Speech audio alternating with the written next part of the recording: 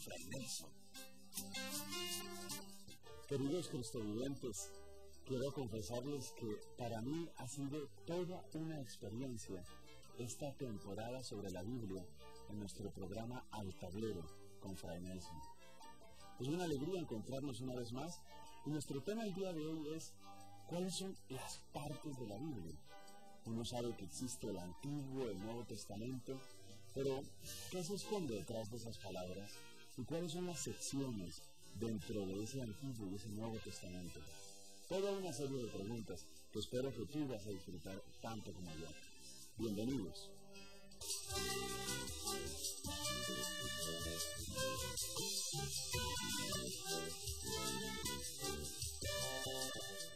¿Cuáles son las partes de la Biblia?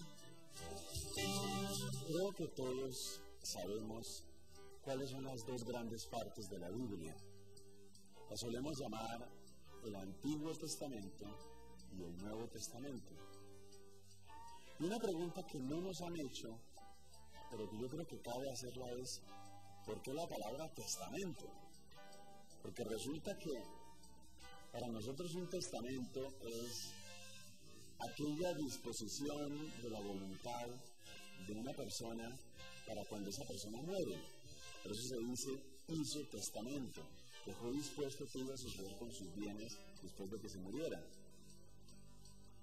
Entonces yo creo que la primera claridad que podemos hacer es con esa palabra, testamento. Testamento es una de las maneras de traducir en español una palabra griega, la palabra diatheke. Diatheke es la palabra que indica, vamos a escribirla así transliterada, diatheke es la palabra que indica testamento, pero diatheke significa otras cosas. Diatheke es como un documento de alianza. Tiene entonces solo entre sus posibles significados lo del testamento. Entonces podemos decir que en la Biblia existe la antigua diatheke y la nueva diatheke. Pero tal vez la palabra más propia para hablar de diatheke, la mejor traducción no sería testamento, con el debido respeto, sino tal vez sería mejor hablar de la palabra alianza. Es decir, la Biblia tiene dos grandes partes que son la antigua alianza, ¿sí?, y la nueva alianza. Y yo creo que esa palabra sí que nos sirve mucho porque si lo examinas bien, realmente todos los libros de los que solemos llamar Antiguo Testamento nos hablan en el fondo de una alianza. Y esa alianza es la alianza que celebró Dios a través de Moisés. O como dicen muchos autores, la alianza en Moisés. Vamos a escribir eso aquí, alianza en Moisés. Es decir, que a través de Moisés, con Moisés, en Moisés, Dios hizo una alianza. Esa es la alianza que tiene un cordero y tiene un sacrificio. Ese cordero es el cordero pascual de los judíos y el sacrificio es degollar ese cordero. Entonces, hay una primera alianza, ¿sí? Aquí podemos escribir una primera alianza, que es la alianza en Moisés, y esa alianza tiene el cordero pascual, el cordero de los hombres, el cordero tomado de nuestros rebaños, el cordero del hombre, ¿sí? Eso lo podemos escribir acá, cordero del hombre. Pero luego hay una segunda alianza.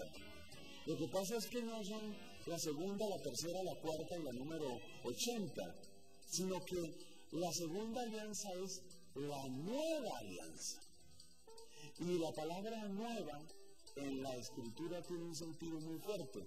Lo nuevo no es simplemente lo que viene después de lo antiguo, sino lo nuevo es lo definitivo, lo verdaderamente nuevo. Por ejemplo, cuando en los Salmos dice que el Señor ha dado un cántico nuevo, ese cántico nuevo no es como decir las últimas canciones de Shakira o las últimas canciones de Juanes, no es el nuevo CD, el nuevo álbum de Juanes, el nuevo álbum de Shakira, porque sabemos que cuando se habla de estos artistas pues por supuesto habrá el nuevo álbum, pero dentro de 1 año o 2 años habrá otro que también será el nuevo, y después habrá otro que será el nuevo.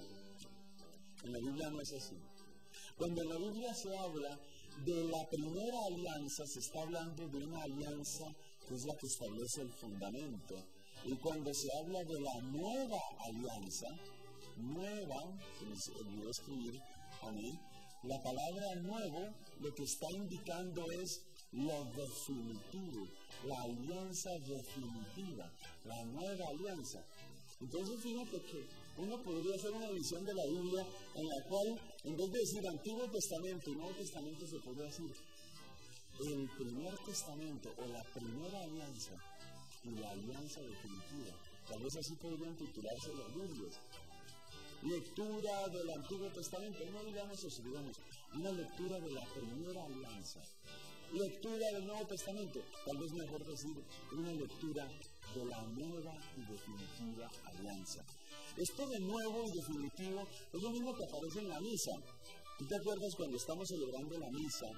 El sacerdote toma el cáliz y recordando las palabras de Jesús, repitiéndolas él mismo, o mejor, diciéndolas Jesús a través del sacerdote, escuchamos lo siguiente: este es el cáliz de mi sangre, sangre de la alianza nueva y eterna, que será derramada por vosotros y por muchos para el perdón de los pecados.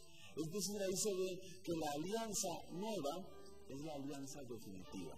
Y estas son las dos partes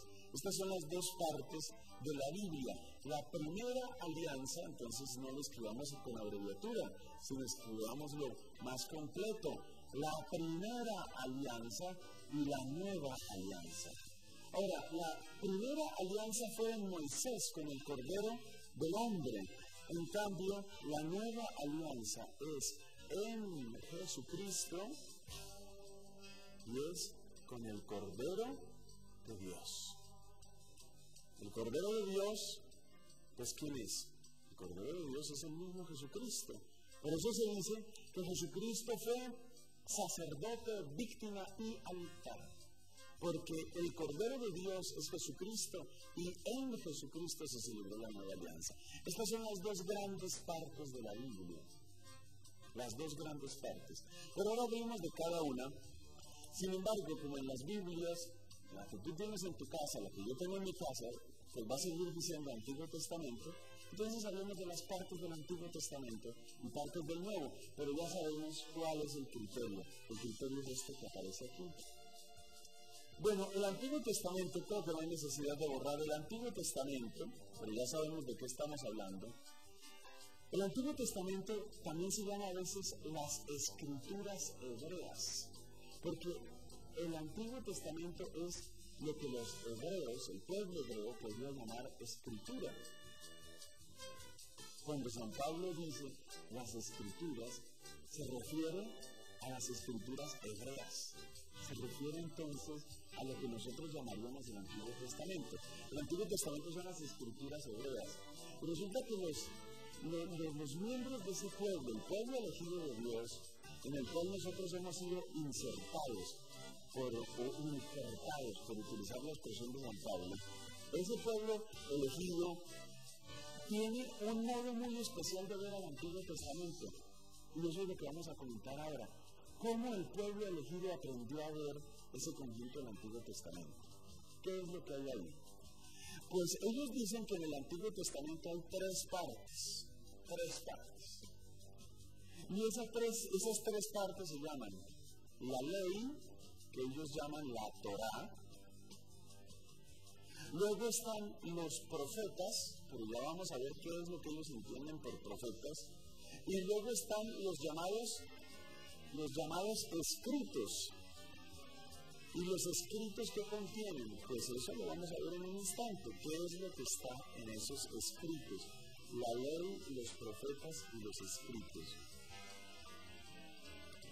Cuando Jesús dice que en el amor a Dios y al prójimo se resumen la ley y los profetas, está utilizando esta nomenclatura. Es decir, ellos no iban a decir, Jesús no iba a decir, el Antiguo Testamento se resume en tal o cual cosa.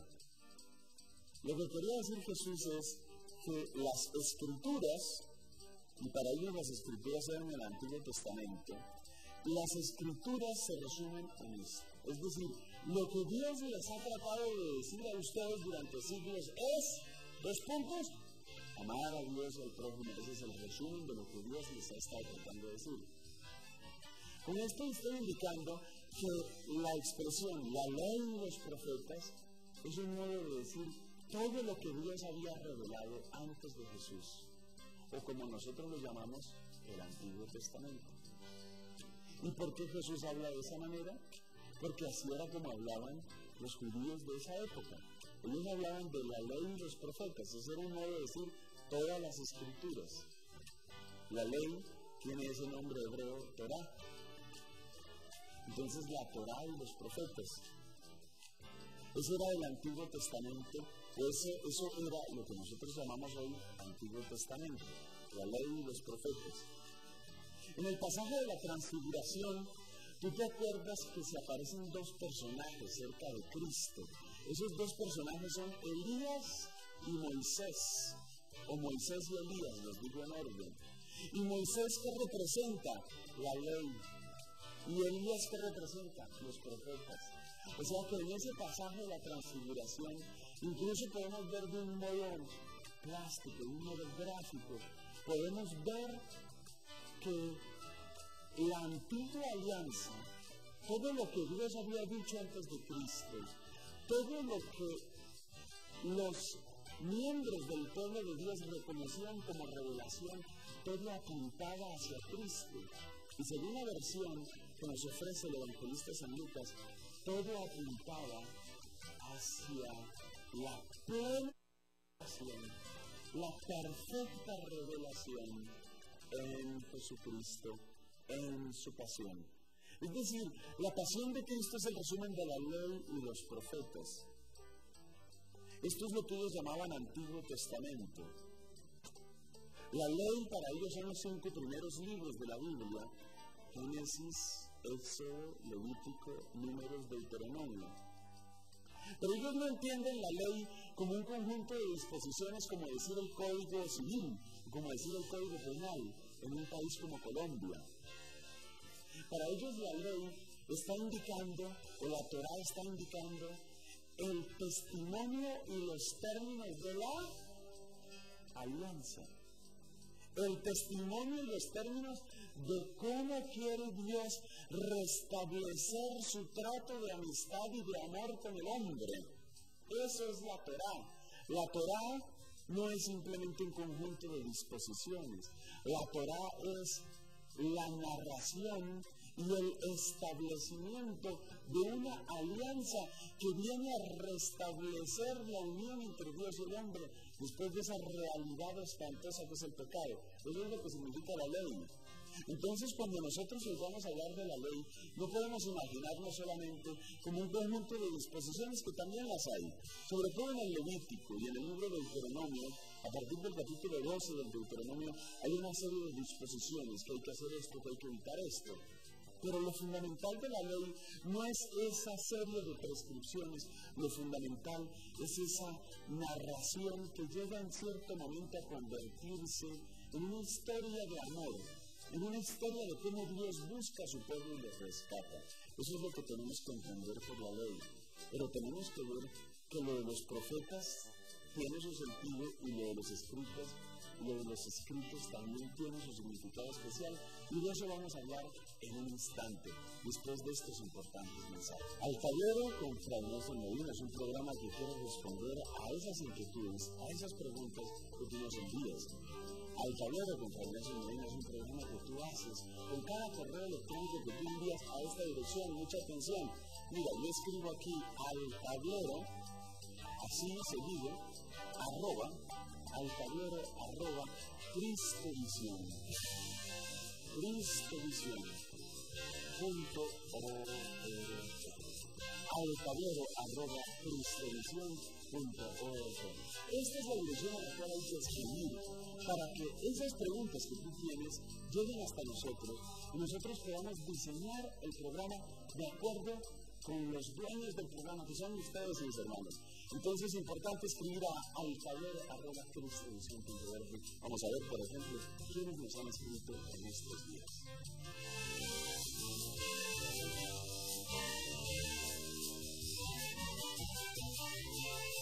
Hola, Fray Nelson. Hoy tuve la fortuna de llegar al canal a la hora que estaban al aire. Los felicito por el programa. Que el buen Jesús los bendiga.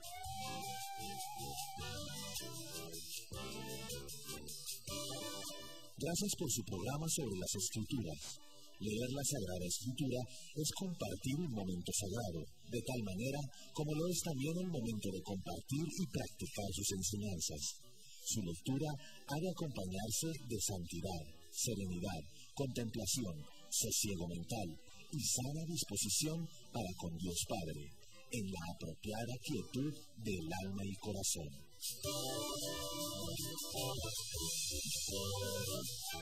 Nuevamente con ustedes en Al Tablero, con Fray Nelson Medina. Y estamos con aquello de las partes de la Biblia. Siguiendo la nomenclatura que tenían los hebreos, pues decimos que el Antiguo Testamento tenía tres partes: la ley, los profetas y luego lo que ellos llamaban los escritos. La ley corresponde a la Torá, pero la Torá no es solamente un conjunto de disposiciones, es más bien una narración, es una historia que nos quiere mostrar cómo Dios establece, o mejor, reconstruye una relación de amor y de amistad con el hombre. Esos son los 5 primeros libros de la Biblia. Y luego vienen los profetas. Pero una cosa muy interesante, en los libros llamados proféticos, según la mentalidad, según el planteamiento de los hebreos, es que la historia misma se hace parte de la profecía. Y a mí me parece fascinante este modo de ver las cosas que tenían los hebreos. Es decir, que en los profetas aparecen los libros que nosotros llamamos proféticos, ¿sí? Los libros proféticos, pero aparecen también los libros que nosotros llamaríamos históricos, ¿sí? Y en esos libros proféticos hay que hablar entonces de los profetas mayores y los profetas menores. Entonces, los profetas mayores, ¿cuáles serán? Los profetas mayores son 4, que son Isaías, Jeremías, Ezequiel y Daniel. Se les llama mayores porque los textos de estos 4 profetas son más extensos que los de los llamados profetas menores.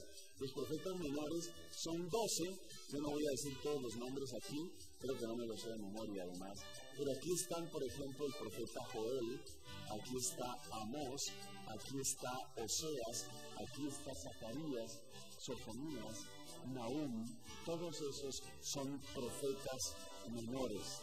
Y esos son los libros proféticos y pertenecen a esa gran sección que se llaman los profetas. Pero resulta que los hebreos miraban también como profecía a la historia, es decir, ellos incluyen entre los libros, o incluyen entre los libros proféticos, incluyen también los libros que nosotros llamamos históricos. Y yo creo que eso es muy importante, porque eso nos indica qué es la historia para el pueblo hebreo. La historia es profecía. Y yo sé que esa frase requiere una explicación, porque uno suele pensar en un profeta como una persona que adivina el futuro. Entonces uno asocia profecía con futuro, uno no asocia profecía con historia y con pasado, uno lo asocia con el futuro. Y entonces, ¿por qué la historia es profecía? Porque para ellos el profeta es el amigo de Dios. El profeta es el que ha adquirido la mirada de Dios. El profeta es el que tiene la perspectiva, el enfoque y el juicio de Dios sobre los acontecimientos humanos. De manera que en los libros que nosotros llamamos históricos y que pertenecen a ese gran bloque llamado los profetas en la literatura de los hebreos, en esos libros llamados históricos, de lo que se trata no es de contar y contar y contar hechos, de lo que se trata es de juzgar, es decir, dar una opinión de parte de Dios sobre aquello que está aconteciendo en la historia humana. ¿Y cuáles serán estos libros históricos? Pues ahí aparecen Josué, por ejemplo, el libro de Josué, en los libros de los jueces. Josué y Jueces nos cuentan el establecimiento del pueblo hebreo en la tierra prometida. Y después entonces, ¿qué sucede? Pues sucede que nos encontramos con una cantidad de libros como el primero de Samuel, el segundo de Samuel, el primero de los reyes, el segundo de los reyes, el primero de las crónicas, el segundo de las crónicas. Todos estos libros nosotros los llamamos históricos, pero el pueblo hebreo mira a estos libros como parte de ese gran bloque, ese gigantesco bloque que son los profetas. Y lo miran en la sección de los profetas porque para ellos todo libro, primero Samuel, segundo Samuel, primero Reyes, primero Crónicas, segundo Crónicas, todo este recorrido tiene que ver finalmente con el desenlace de la alianza, que es la palabra central de la Biblia, el desenlace de la alianza en la historia real de los seres humanos reales, es decir, en la historia del pueblo de Dios. Junto a estos libros que aparecen aquí, también hay otros que son historia, que son libros históricos.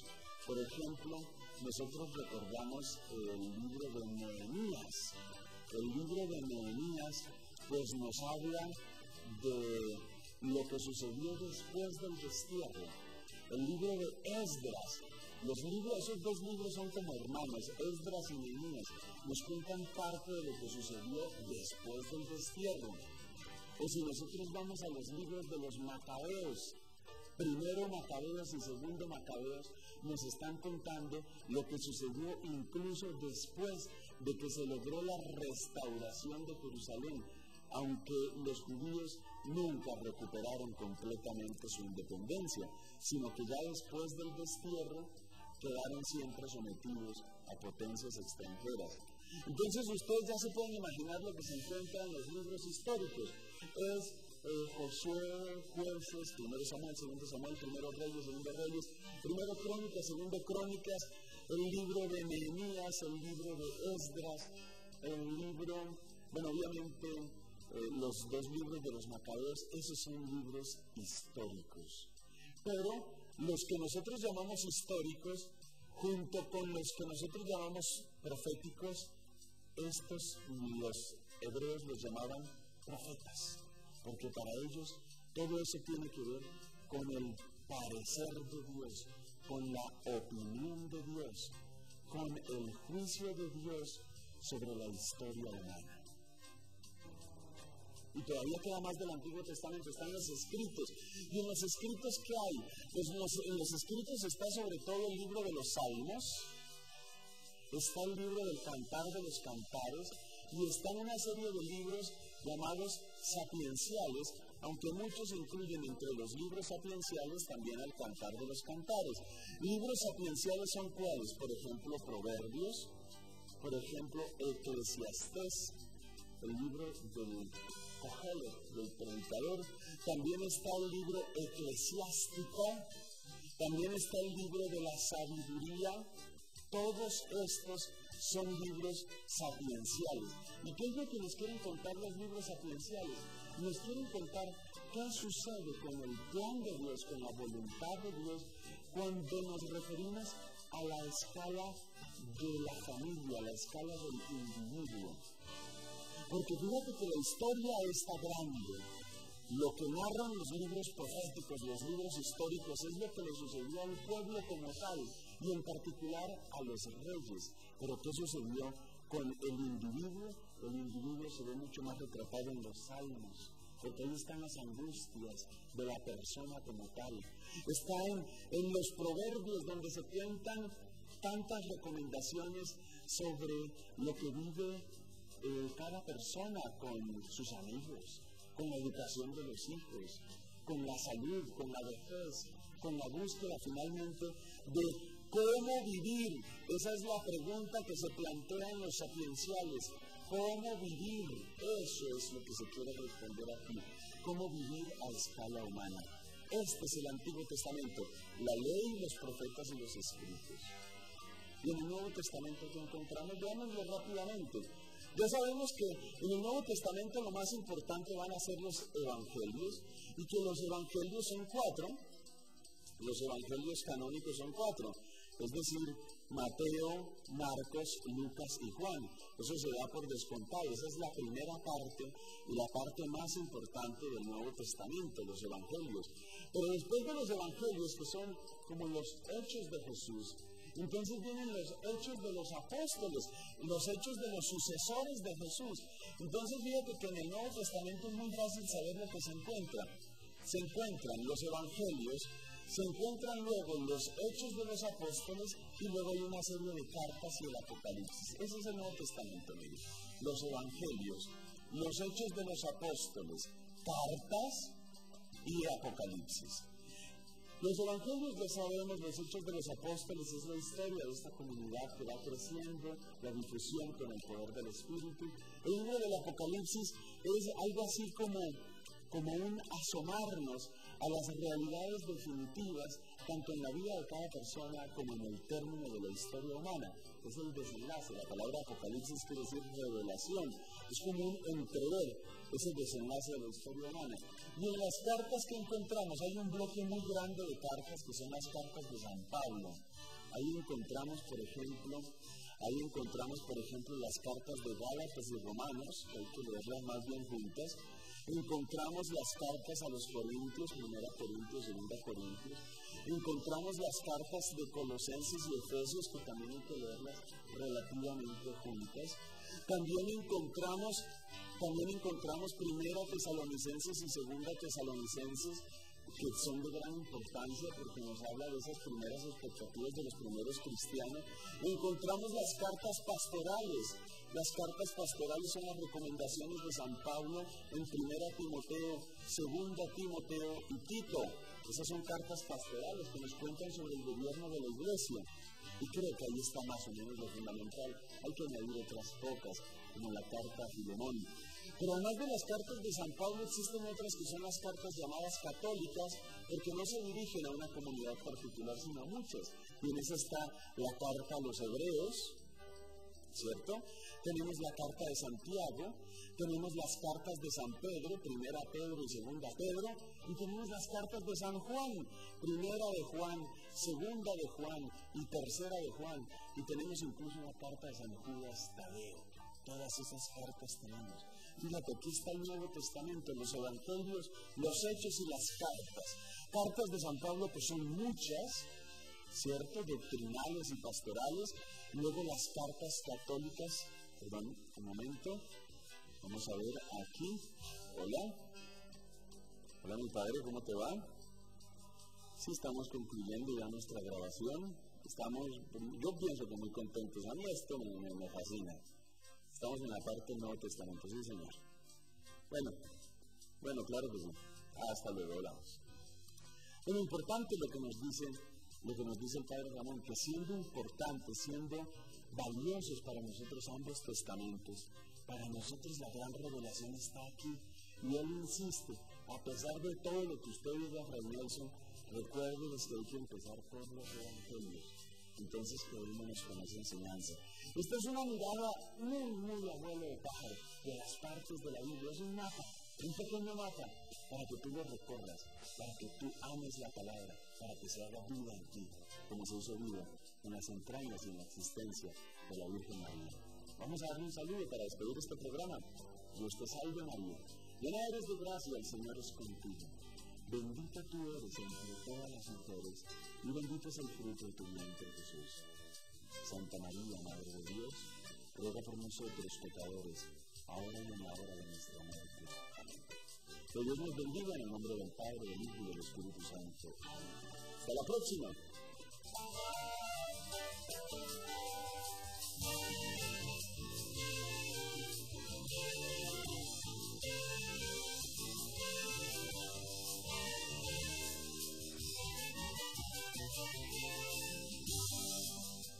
Al tablero con Fray Nelson.